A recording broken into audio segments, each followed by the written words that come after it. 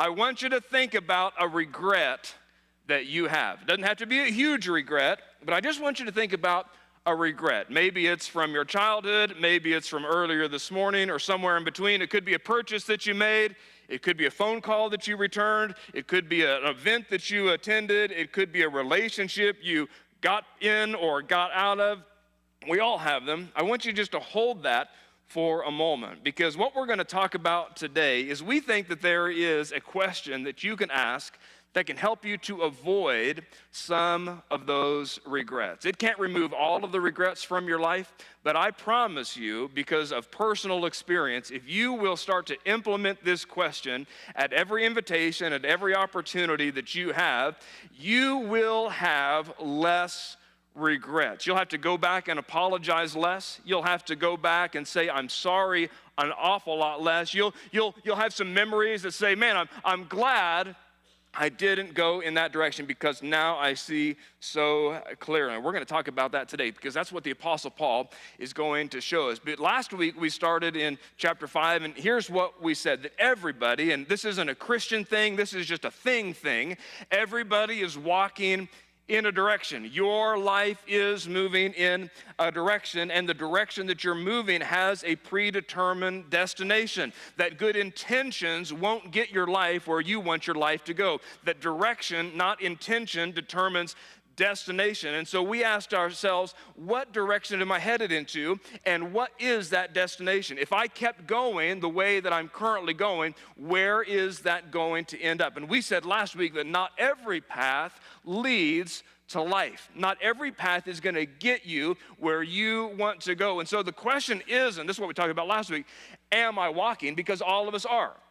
Day in and day out, you're making decisions. Some of them are big and some of them are small, but every decision is moving you further and further along the path. So the question that would be better for you to ask is, am I walking in the right way? Because the Apostle Paul, he's given us these examples of, if you want to walk on a path that leads to life, there are certain directions that you should move in. And so we said last week, if you were to evaluate your life, if you were to look at your financial life and your relational life and your spiritual life, all the different areas of your life, we ask you to wrestle with this question. If you keep walking the way that you're currently walking, where is your good life going to end up?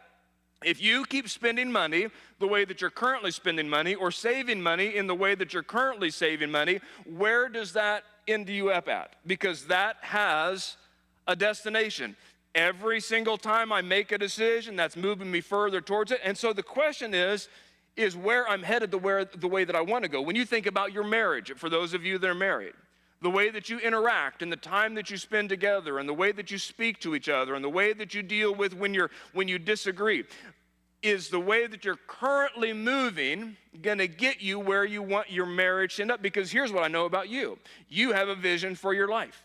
You have a way that you want your life to end. But just having an idea will not get you there. Having a vision of it is not going to do it. It's every decision after every decision after every decision, because decisions, not intentions, determine destination. And so last week we looked at the Apostle Paul saying that we should walk in love. Because God has loved us, we anchor ourselves that we are loved by God. Not because of who I am or what I've done, but because of who God is.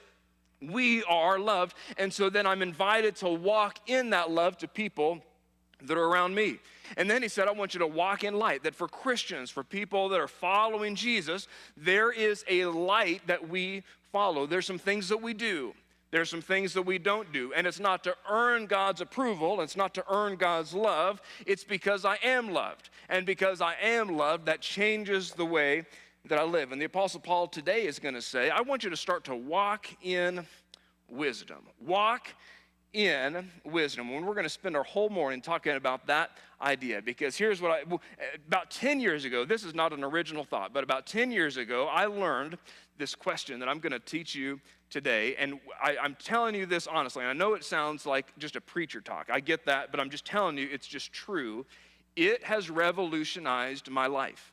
It has changed the way that I live. If I can be willing to pause in the heat of the moment and think about this question and to tell myself the truth about this question, it changes so often the directions. And in the last 10 years, when I look at different regrets that I have, most of the time it's because I didn't ask this question. And so I want you to start to put this into your life. I love that today here at the end of the service, you picked a perfect week to be here. At the end of the service, we're going to have our graduate blessing. We're going to pray over those that are graduating high school.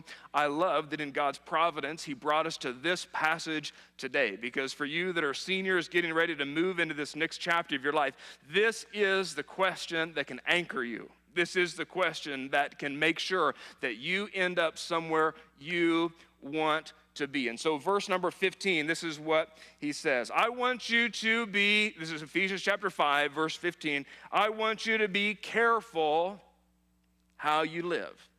In other words, live, that word live is walk.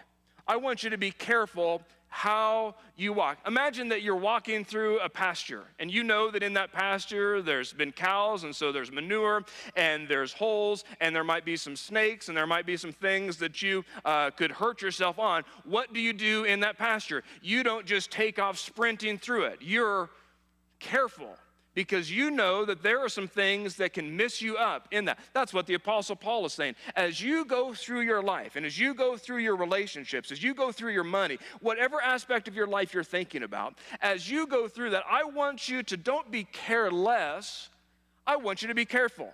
I don't want you to just run through your life, just whatever feels good in the moment, because while sometimes that'll work, a lot of times, just like running through a pasture, that can trip you up. And the Apostle Paul is going to invite us to pause for a moment. I want you to be careful how you live, because nobody, all of us, we're all in the same boat. Nobody drifts into wisdom.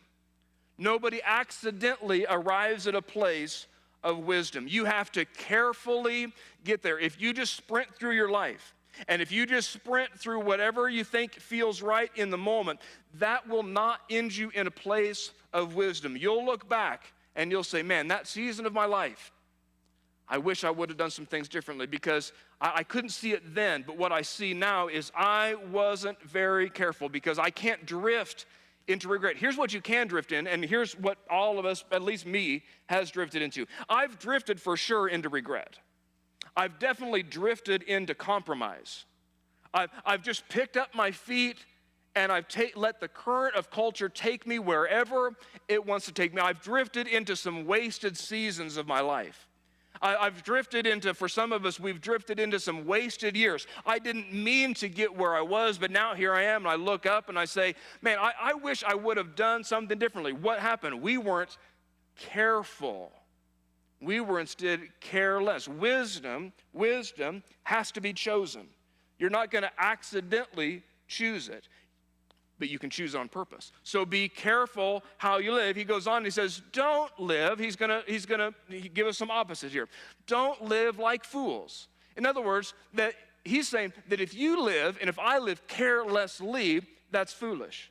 And all of us could come up and we could tell the stories of times and seasons of our life where we have lived foolishly, and we have some regret because of it. Careless is unwise. That careful, though, he says, that's the wise way to live. That choosing step by step, where is this path taking me? If every direction has a predetermined destination, where is this decision that I'm making right now, where is that taking me towards? And more importantly, is that where I want to end up? If I say this right now, is that where how's that going to end me up?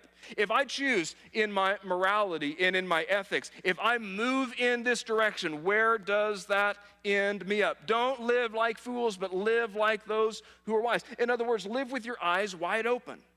Look around and recognize the decisions that I'm making today are more than just this isolated moment of my life. They have a ripple effect. It's a domino effect. It's just a little decision right now. It's just a little bit of a compromise. Maybe in the scheme of things, it doesn't seem like a big deal, but I want to be wise. Every destination, I get there on purpose. So be careful how you live. Then he goes on in verse number 16. He says this, make the most of every opportunity. In other words, he's saying, I want you to redeem the time. that you have, just like I have, a certain amount of time. I don't know how much time I have. I don't know how much time you have. I hope it's a long time. But we have to be willing to say, this time is not always going to be here.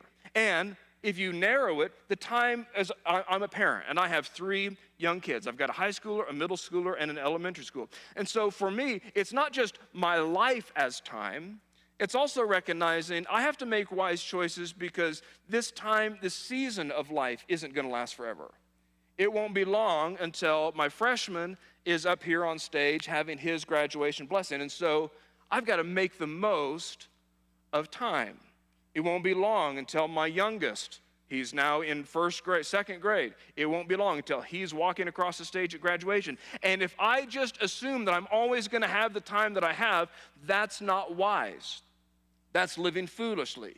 He says, hey, I want you to make the most of every opportunity. When you think about your week this week, did you make the most of every opportunity? Because there were some opportunities that were presented to you.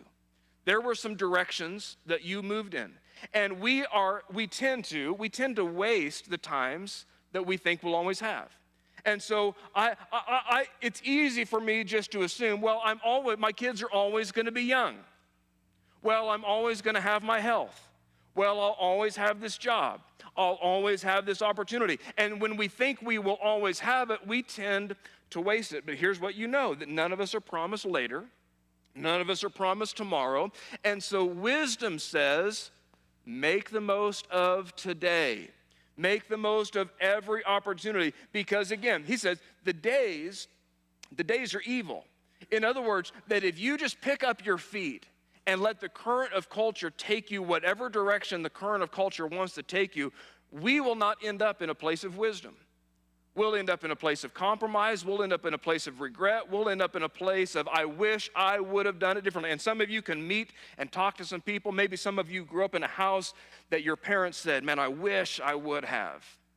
Oh, I wish I would have made a different choice. I wish I would have finished school. I wish I would have taken that job. I wish I wouldn't have rushed into that relationship. I wish I wouldn't have gotten into so much debt. I wish I would have prioritized my spiritual life. I wish I would have prioritized time with my kids when they were young, because now they're grown and they live across the country and we never see them and it's tense. And I wish, make the most, he says, of every opportunity, because these days are evil. Verse number 17, he says, don't act thoughtlessly. That's the key word. Because for many of us, and I'm guilty of this, we just react. We just, whatever that day I didn't expect it, and so I react to it. I have this desire, and so I react to that desire. I have that, I think that would be nice, and I think that would be fun, and so I just react to that, and I react, and then I find myself in a place of, wow, I didn't want to be here. This isn't what I wanted to do with my life. And where did it start? Well, I was just thoughtless. I didn't put thought into where does this decision end up? Where will this decision take me? Because every direction has a predetermined destination. And then it's not my intentions. Intentions will not get me where I wanted to go. It's decision. Don't act thoughtlessly. But for Christians, understand, hey, in your life, what does God want from you? Where does God want you to spend your time? And where does God want you to spend your energy? And where does God want you to spend your ability? And where the gifts that God has given you, where does he want you to spend those? The money that God has put into your hands, how does he want you to deal with that money? The kids that you have that God has gifted you, how do you deal with that? The marriage that you have, whether it's great or whether it's a little rocky, how does he want you to deal with that? Don't act thoughtlessly. Don't just react. Don't just whatever feels right in the moment, just whatever my emotions tell me. Instead, understand what the Lord wants you to do, and you don't need me to tell you this. This is just what you already know, but let me just put it in words that maybe you've never said it in this way before, that wisdom is not what you know. Wisdom isn't what you know. Wisdom is what you do with what you know. There's a big, big difference. That all of us know primarily the right things to do. We just don't do it. And sometimes we assume that just knowing something or being inspired by something makes a difference, but it doesn't. All of us, well, maybe not all of us, but certainly many of us, right? Let me just use this example that all of us, or many of us, have certainly done. We bought exercise equipment, or we bought a membership to a gym, and there was something in us, right? There was something in us that felt healthier in that moment. That we got the treadmill, or we got the elliptical, or we started to pay that monthly dues to the gym, and there was something in me that felt, oh, I'm healthier. But here's what you know. You were not at all healthier by simply having it. It did not help you to know that you should exercise. What helped you is when you got up on that treadmill, when you keyed yourself into the gym. That's when you moved from knowledge to wisdom. There's a big difference. And many of us, and we've said, you've said it this way, I really should. That's the words you use. That's the words I use. I really should. I really should be saving. I really should kind of start to pay down some debt. Oh, I really should. It's not knowledge, it's wisdom. Maybe this week some of you said, I really should I should quit drinking. I know that I really should. Some of you had some great ideas at New Year's. Said, I really should. This year I should make some changes. How are we doing? How are we doing? Because there's a gap. There's a gap between knowledge, I should, and wisdom, I'm going to. And the Apostle Paul is saying, hey, tell yourself the truth.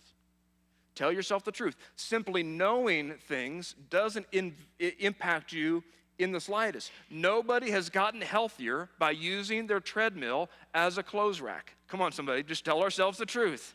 There has not been 1 ounce of help that treadmill has done as it's hung up your clothes. You know that you should. Wisdom says, I'm going to do something with what I know. Jesus said something very, very similar. Jesus, in his most famous sermon, the Sermon on the Mount, he said something. You've heard the story, but I don't know, have you ever seen kind of the details? Jesus says this, therefore, everyone, so we're all included, everyone who hears, so you're here this morning, you're watching online, and you have got the first half of that. You are hearing the words of God. So you're there. And here's our word, puts them into practice. You see the difference? Hears, puts them into practice. What happens is like a wise man who built his house on the rock. The rain came down, the streams rose, the winds blew and beat against that house, yet it did not fall because it had its foundation on the rock. But everyone who comes to church and never misses a Sunday, has a daily Bible reading plan, listens exclusively to praise and worship music, listens to preaching podcasts, who hears these words of mine and does not put them into practice. You see, hearing doesn't help you. Just having the information is of zero value to us whatsoever. Who hears but doesn't do anything with them. I bought the treadmill, but now it's just gathering dust. That's what he's saying. Is like a foolish man. He built a house as well, but he built it on sand. And the rain came, the streams rose, the winds blew and beat against that house, and what happened? Well, it fell. 2 different people, they heard the same thing, they encountered the same storm, 2 different results. What was the difference? One did something with it, and one didn't. And so you have to be, just like I have to be, willing to tell ourselves the truth and ask, am I wise or am I foolish? Because all of us are building a house. All of us are making plans. All of us are moving in a direction. And it's not simply knowing things, it's what do I do with what I know. That's why the Apostle Paul said, don't be foolish, but understand, hey, what does the Lord want you to do? I want you to tell yourself, Paul's saying, I want you to tell yourself the truth. No more games, no more excuses. For Christians especially, isn't it true for Christians? You know what to do, right? You don't really need, honestly, I'm so glad that you're here, but you don't really need me to tell you what to do. You know. You don't need me to come say yes, no, yes. No. That's the role of the Spirit. And the Spirit shows you, and your own conscience shows you, I shouldn't. And some of us say, I know I should, but we just don't. And the Apostle Paul is saying, Jesus is saying, that has a destination. That has an end result. And so start to live carefully. Start to make choices on purpose. Don't live thoughtlessly. Don't live just assuming I'm always going to have this amount of time. I'm always going to have this energy. I'm always going to have. I want you to redeem the time. And so here's the question. Here's the question that I'm just telling you, it will change your life if you'll let it. The litmus test for every decision, for every opportunity, and for every kind of, hey, do you want to try this or is this a good idea? It is not, is it the right thing to do? Because there's some things that, technically could be right that aren't wise. The question is not what is everybody else doing. The question is not, is it legal or is it illegal? That's not the question. Those questions don't let you arrive at wisdom because there are some things that are legal that aren't wise. The question that will take your life to the right place is this: what is the wise thing to do? What is the wise thing to do? Because for many of us, and myself included, when we look, remember that regret that you thought of at the beginning of the service? If you would have paused for just a minute, and if you would have asked yourself that question, do you think you would have done something different? Do you think you would have moved in a different direction? Because for many of us don't flip a switch and find ourselves in a bad place all at once, right? That's hardly ever happens. But most of us, it's unwise decision after unwise decision after unwise decision, little, big fat mess, right? It's nobody goes from doing all the right things to living a life of chaos overnight. That doesn't happen. What does happen is I don't redeem the time. What does happen is I live foolishly. What does happen is I know I just don't do. And so I live unwise, probably not a big deal. Oh, it's just one time. Oh, I'll always have this time. Big fat mess. Big fat mess. And so let me tease it out for you just a little bit. Again, this isn't original. I got this from a different pastor years ago, and it's changed my life, and I want it for you. In light of, here's the 3 questions that you should ask. In light of my past experience, what's the wise thing to do? Because your past is your past, my past is my past. And so think about last time. And in light of that, what's the wise thing to do? In other words, let me say it this way. What happened last time you returned that phone call? What happened last time you went with them? What happened last time you were angry and you came home and said something? In light of your past experience, do you know why history keeps repeating itself for so many people? Because they don't pause to ask, in light of my past experience, what's the wise thing to do? And so you see people, how do they keep getting into bad relationship after bad relationship after bad relationship? Wow. They don't ask this question. They just live by this feels so good in the moment. What happened last time? You were so inspired to buy that thing, and now you don't even know where it is, or it broke, or you don't care about it. Well, I'm having that same feeling of I really want that thing. Well, in light of my past experience, what's the wise thing to do? But don't stop there. In light of my current circumstances, what's the wise thing to do? Because you're at a different season of life than I am. And your season of life is different than my season of life, and so what's wise in your current season might not be wise in my current season. So for me, my current season of life is that I have 3 children, elementary, middle school, and high school. And so in light of my current circumstances, there are some things that are wise for me to not do. Some of you, your kids are out of the house. And so yours is different. What is wise for you is not wise for me. What is the absolute best thing for you to do because of your current circumstances is the worst thing for me to do because of my current circumstances. It's not right, it's not wrong, it's not a sin versus righteousness question. It's just what is the wise thing to do? In light of the fact that you just had a baby, what's the wise thing to do? In light of the fact that you guys that are getting ready to graduate, in light of the fact that you're getting ready to start this new season of life, what's the wise thing to do? Not forever. Not this is the way that it's always got to be, but in light of just these current circumstances, in light of the fact that you are drowning in debt right now, what's the wise thing to do? I'm not talking about forever. I'm just talking about today.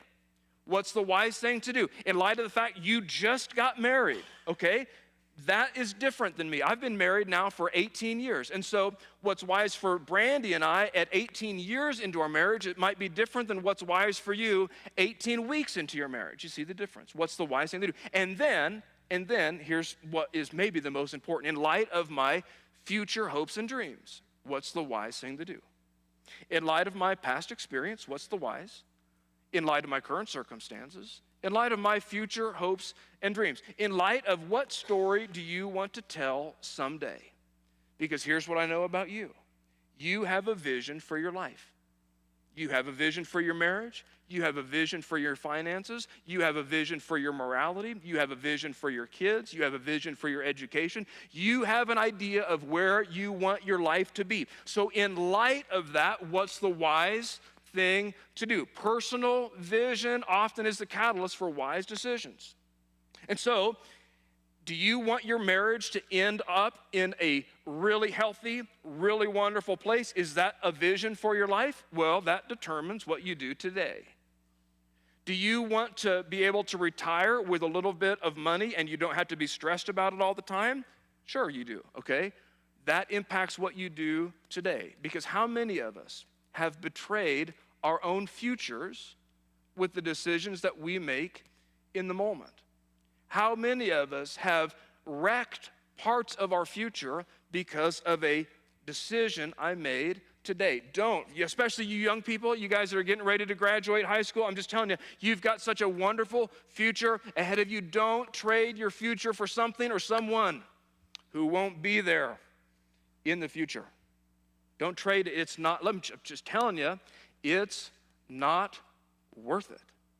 Don't trade your future for something or someone who in the future you won't even remember, that you won't even have. Don't let yourself get so far into debt with something that in the future won't give you any value whatsoever. That's not wise. I know it feels so good right now, but it's always a bad idea to trade your future for a fleeting thing. And so how am I going to feel about that choice in the future? Is this a choice that I'll be proud to tell my kids about? Is this a choice that I'll want other people to follow in my footsteps? Making decisions, I'm just telling you, it's changed my life, and I want it for you. Making decisions today based on where you want to be in the future, it's always wise. It's always wise. And it might mean that today you get left out. And it might mean that today you say no, and it might be strange, and it might feel wrong. But your future you gives you a thumbs up.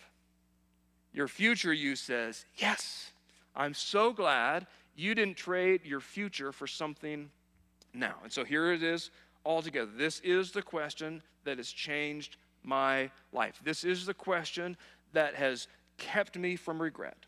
This is the question that has, because I'm so impulsive. I mean, my impulsivity is so, it is off the charts. And so I have some regret in my life.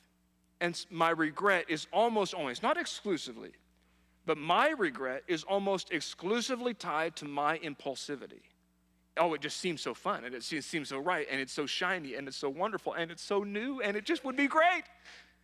In light of my past experience, current circumstances, future hopes and dreams. Hey, Kyle, what's the wise thing to do? Oh, I probably shouldn't buy that. Oh, I probably don't need to move in that direction. I asked myself this question about 7 years ago, and I stopped drinking alcohol, full stop, because it was the wise thing to do. And it's not a sin question, not a sin question. I wasn't getting drunk. I wasn't going over, to a crazy part. It was wise in light of my past experience and in light of my current circumstances and in light of my future hopes and dreams. The wise thing for me is, Kyle, that's not doing you any favors. In fact, we're going to look at it next week. The Apostle Paul said, you go one verse down, it says, hey, don't get drunk on wine because it will ruin your life. That's what he said. And so in light of my past experience, my current circumstances, my future hopes and dreams, I stopped. Some of you this morning, you have to make a change because you know you are headed in an unwise direction. Hey, quit returning that phone call. Quit texting that gal kind of underneath the cover of night. It's not wise. It's not wise. Do you want to end up in a good place with your wife? You better make some changes. Because future vision, it's the catalyst for what do I do now. Here's what's true for all of us. I say this at weddings all the time. Nobody plans to mess up their life. Nobody. People just don't plan not to. Nope, nobody had a vision for their life and says, man, I cannot wait to wreck this marriage. I can't wait. It's going to be awesome. Nobody does that. Nobody says, I cannot wait to totally mess up my kids' lives. Nobody does that. Nobody plans on, hey, I want to just work my way to where I don't have any relationship with my kids. Nobody plans that. They just don't plan not to.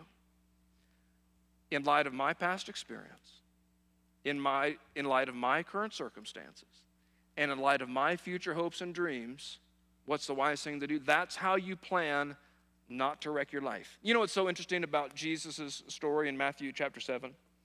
Jesus' story in Matthew chapter 7 does not keep people from difficult times. Difficult times came for both. Both people heard, both people experienced a storm, both people experienced chaos. The difference was, how did they end up in it? This question does not keep your life from chaos. This life does not keep you from problems and from trouble and from, boy, I wish it would have went differently. This question keeps you from getting wrecked by it. This question keeps you from being totally overwhelmed by it. This question doesn't keep you from every bad thing in your life. It just makes sure that your life is built on the rock. For some of us that are Christians, hey, what is the Lord's will for your life? Isn't it true? Isn't it true that you already know? But for some of us, we're just not doing. Let's be wise. Let's be wise. Let me pray for you, and then we're going to have our graduates come up. Heavenly Father, thank you so much for your word, and for some of us for your conviction. And Lord, for some of us, we need to today make some changes. There's some things we need to cancel, some things we need to sell, some apologies we need to make. There's some things that we need to move in a different direction because we're acting foolishly. We're running through life just impulsively and thoughtlessly. And so, Lord, I'm praying this morning that we would have the courage to do what we need to do, that we would live as people who are wise, that we would open our eyes and not just let the current of culture or the current of what I feel in the moment or the current of what everybody else seems to be doing take us wherever it wants to go. Help us to get our feet down and say, what's the wise thing to do? Lord, for many of us, we know exactly what that is. We've even said, I really should.